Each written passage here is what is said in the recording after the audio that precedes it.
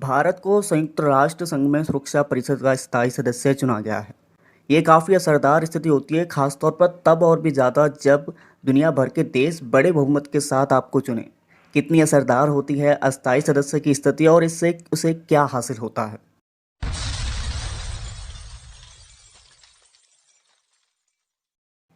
भारत को 17 जून 2020 को 8वीं बार संयुक्त राष्ट्र संघ की सुरक्षा परिषद का अस्थायी सदस्य चुना गया।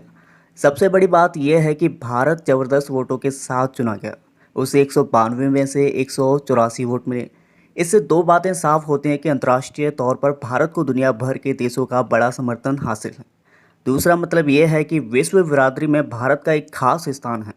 दुनिया के देश उसके प्रति विश्वास रखते हैं। अब जब भारत को सिक्योरिटी काउंसिल का अस्थायी सदस्य चुना गया है तो कुछ सवाल उभर कर आते हैं। पहला सवाल कि भारत इससे पहले कितनी बार चुना गया। तो भारत संयुक्त राष्ट्र सुरक्षा परिषद का 8वीं बार अस्थायी सदस्य के तौर पर इस बार चुना गया है। 9 साल बाद भारत ने इस पद को दोबारा से हासिल किया। इससे पहले भारत को पहली बार 1950-51 में चुना गया था और हाल ही में 2011-12 में भारत को अस्थायी सदस्य के तौर पर चुना गया था। दूसरा सवाल कि क्या इससे सुरक्षा परिषद की स्थायी सीट पर भारत का दावा मजबूत होगा। नहीं, ऐसा तो नहीं कहा जा सकता, लेकिन यह बात साफ है कि सुरक्षा परिषद में भारत को एक खास नज़र से देखा जाता है।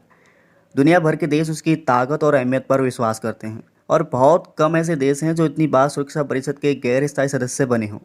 तो निश्चित तौर पर यह बात साफ होती है कि गैर स्थायी सदस्य बनकर भारत स्थायी सीट के लिए भी अपना दावा और मजबूत कर ही रहा है। तीसरा सवाल कि क्या गैर स्थायी सदस्य चुने जाने पर देशों का रुतबा बढ़ता है। निश्चित तौर पर हम कह सकते हैं कि जो सदस्य गैर स्थायी सदस्य बनते हैं उन्हें एक खास नज़र से देखा जाता है। सुरक्षा परिषद की अहम बैठकों में वो स्थायी सदस्यों के साथ शिरकत कर सकते हैं। संयुक्त राष्ट्र संघ की सुरक्षा परिषद में अभी 5 स्थायी सदस्य हैं।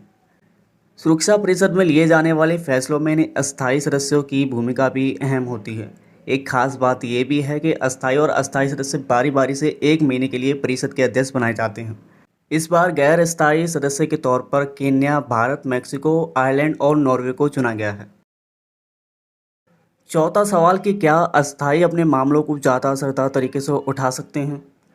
अस्थायी सदस्य अपने मामलों को कई ज़्यादा असरदार तरीके से उठा सकते हैं। तमाम मुद्दों पर वोटिंग प्रक्रिया जब केवल सुरक्षा परिषद में होती है तो अस्थायी सदस्य देशों की भूमिका भी अहम होती है। उन्हें चुनने का उद्देश्य भी सुरक्षा परिषद में क्षेत्रीय संतुलन कायम करना होता है। कई देश तो सालों से वोट पाने के लिए मशक्कत करते रहते हैं। पांचवा सवाल कि अस्थायी देश किस तरीके से चुने जाते हैं।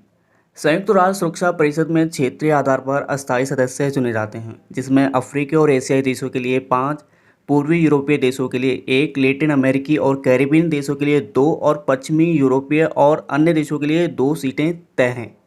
इसमें कोई देश तभी चुना जाता है जब उसे 2/3 बहुमत से जीत मिले। छठवां सवाल सुरक्षा परिषद के स्थायी देश कौन हैं।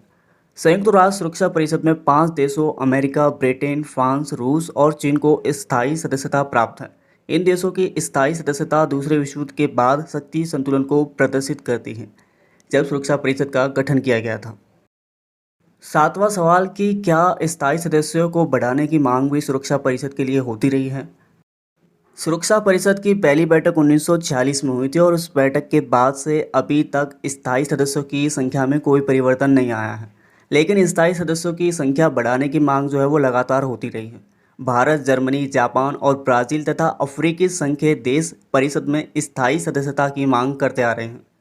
इनमें भारत, जर्मनी, जापान और ब्राज़ील ने अपनी दावेदारी के लिए समर्थन जुटाने के लिए G4 नाम का संगठन भी बना रखा है। आठवां और आखिरी सवाल कि संयुक्त राष्ट्र संघ का गठन कैसे हुआ था। दूसरे विश्व युद्ध के भयंकर परिणाम के बाद शांतिप्रिय देशों के संगठन के रूप में 1945 में संयुक्त राष्ट्र का जन्म हुआ। संयुक्त राष्ट्र संघ का एक प्रमुख उद्देश्य आने वाली पीढ़ियों को युद्ध की स्थिति ना बने, इससे बचाना है। संयुक्त राष्ट्र सुरक्षा परिषद को विशेष रूप से विश्व शांति और सुरक्षा बनाए रखने की जिम्मेदारी दी गई है।